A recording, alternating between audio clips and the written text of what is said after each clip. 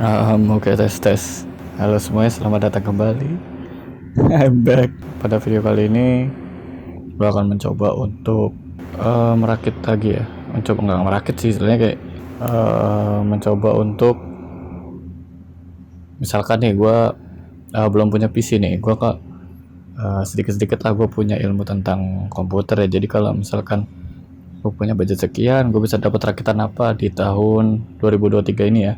Ini relate di April mungkin, bisa dilihat di pojok kanan bawah situ ya, itu tanggal gue record. Dan oh ya, bagi kalian menjalankan puasa ya, jangan lupa tetap semangat kok, jangan lupa sih. Oke, coba kita akan lanjut saja. Mungkin di sini udah gue siapin ya, ada 10 komponen dan ini gue recordnya pakai PC. Dan sorry kalau mouse hilang-hilang ya, mouse suka hilang. Oke, jadi rakitan PC pribadi gue sebenarnya udah selesai guys, cuman belum gue dipublis aja ya. Oke, jadi kita akan coba masuk aja. Kalau misalkan gue punya, ini bukan sponsor ya, jadi kalau misalkan gue punya budget sekian gitu, kita mulai dari budget mungkin 1 juta. 1 juta itu masuk akal ya, sebenarnya masuk akal aja sih.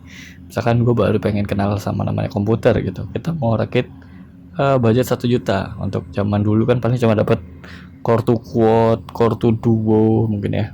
Oke, kita akan coba untuk sekarang. Jadi untuk budget 1 juta ini gue nggak peduli sama namanya VGA ya. Jadi nah, langsung aja karena ya sedikit cerita lah. Kalau gue sekarang kan pakai wifi ya. Nggak pakai wifi, jadi ke limit sama kuota, jadi gue nggak bisa upload setiap hari kayak dulu. Dan juga sibuk ya, sedikit sibuk sih. Oke. Nah, jadi gue udah milihin tadi beberapa komponen ya. Yang pertama itu kita cek dulu di nih. Jadi untuk pertama itu Intel Core i5 2500K ya. Menurut gue prosesornya sangat mantap ya. Untuk apalagi total rakit budgetan gue itu makna 977.000 ya. Sebenarnya bisa naik turun tergantung kalian belinya online kan, ditambah ongkir. Kalau kalian nemu offline ya berarti ya bisa naik bisa turun lah, tergantung gitu ya. Kenapa gue pakai ini, karena ini prosesor lumayan bagus ya, dan seri K ini seri overclock. Jadi ya VGA kalau nggak salah ya, VGA internalnya tuh seri K sama seri biasa tuh beda deh. Kalau nggak salah tuh dia Intel HD 2000 kalau nggak salah ya. Mana ya? Nah nih Intel HD 2000 ini. Terus kalau Intel 2500K tuh kalau nggak salah Intel HD 3000 apa ya? Bener gak sih? Dia lebih bagus ya, grafiknya satu tingkat sebenarnya. Cuman gue saraninnya kalau nggak mau pakai graphic card ya pakai yang seri K. Cuman TDP-nya di sini masih besar ya, 95 watt, dan seri K tuh bisa overclock, jadi hati-hati aja. Siapa tahu nanti ngepick jauh gitu kan. Nah, nggak apa-apa, aman. Nah, untuk motherboard ini kalian boleh beli baru kalau misalkan kalian nggak percaya dengan motherboard bekas ya. Ini kalau beli baru itu udah dapat merek yang nggak terlalu apa ya. Gue nggak tahu merek gambling apa enggak ini, tapi ya ada garansinya ya ini. Untuk kalian beli baru nih Kaizen, gue nggak promosiin ini, jadi ya 370.000. Dan jika kalian ya sedikit paham tentang komputer, mau beli yang bekas dan dapat dari merek yang lumayan bagus ya. Gue juga kebetulan rakit PC yang dulu itu Core 2 Quad gue pakai bekas motherboardnya. Ini juga sekarang gue pakai bekas, jadi ya aman-aman aja. Yang penting mah apa ya istilahnya, bisa ngeceknya gitu loh. Atau bawalah teman kalian yang ngerti komputer kalau misalkan kalian beli offline gitu ya. Itu motherboardnya ini di sekitar harga range-nya itu 300 ribuan atau 300 di bawah 400 ribu lah. Karena kalau rakit PC di bawah 1 juta tuh emang agak tricky. Yang agak susah itu emang nyari motherboardnya ya. Oke, RAM di sini gue pakai single channel 4 GB 1600 MHz. Ini juga baru. Ini 87.000 RAM, sekarang udah murah. DDR4 juga gue murah. Kemarin gue beli di rakitan PC gue itu 4 keping ya 700.000 guys, 16 giga. Jadi ya udah. Terus untuk penyimpanannya gue pakai dua. Yang satu itu buat sistem ya pakai SSD 128 GB SATA. Ini mereknya Kingston ya, nggak gacha harusnya ini mereknya. Karena gue pernah beli SSD merek lain ya, merek yang gue beli itu apa ya?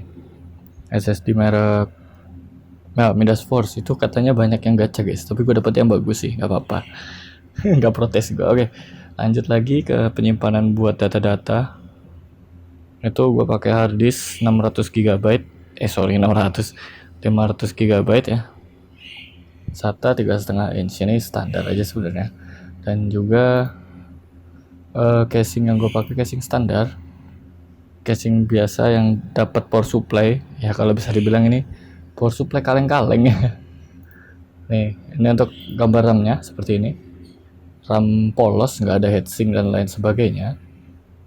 Standar. Terus ya ini casingnya, casing yang udah include PSU, power supply ya. Kalau misalkan kalian nggak yakin bang sama power supply kaleng-kaleng karena pakai prosesor ini seri K kan, ya udah kalian tambahin budget 100.000 buat beli PSU build up, atau PSU yang bagus tuh PSU yang pure seperti itu, cuman dapetnya bekas. Ya sama aja sih, ini juga bekas ya sebenarnya. Terserah kalian gitu, bebas aja gitu. Kalau misalkan nambahin 100 ya 1.177 1.077.000 gitu. Dan juga ya power supply build up ini boleh, ini bagus. Walaupun cuma 350 watt, harusnya sih kuat ya, soalnya nggak ada VGA nya kan. Nah untuk ini SSD nya itu ya Kingston. Terus ini juga ada hard disk. Dan sudah sepertinya. Untuk fan itu yang itu sebenarnya si opsional ya dari gua. Mungkin itu aja untuk rakitan PC di bawah 1 juta. Ini nggak 1 juta sih sebenarnya. Dan dapat Intel Core i5, integrated VGA, RAM cuma 4 GB, dapat SSD. Menurut gua untuk ketik-ketik sih, latihan tugas aman ini.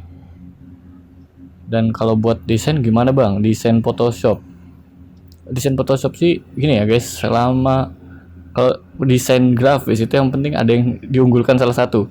Kalau nggak prosesor atau hard disk biasanya. Kalau misalkan prosesor kalian jelek, pakailah hard disk yang bagus. Kalau misalkan kalian pakai hard disk yang bagus, prosesornya jelek gak apa-apa. Ini kayak gue nih contohnya, gue pakai prosesor yang lumayan kenceng ya. Nih, gue pakai prosesor ini ya, gue nggak usah sebutin aja, gue kasih lihat aja.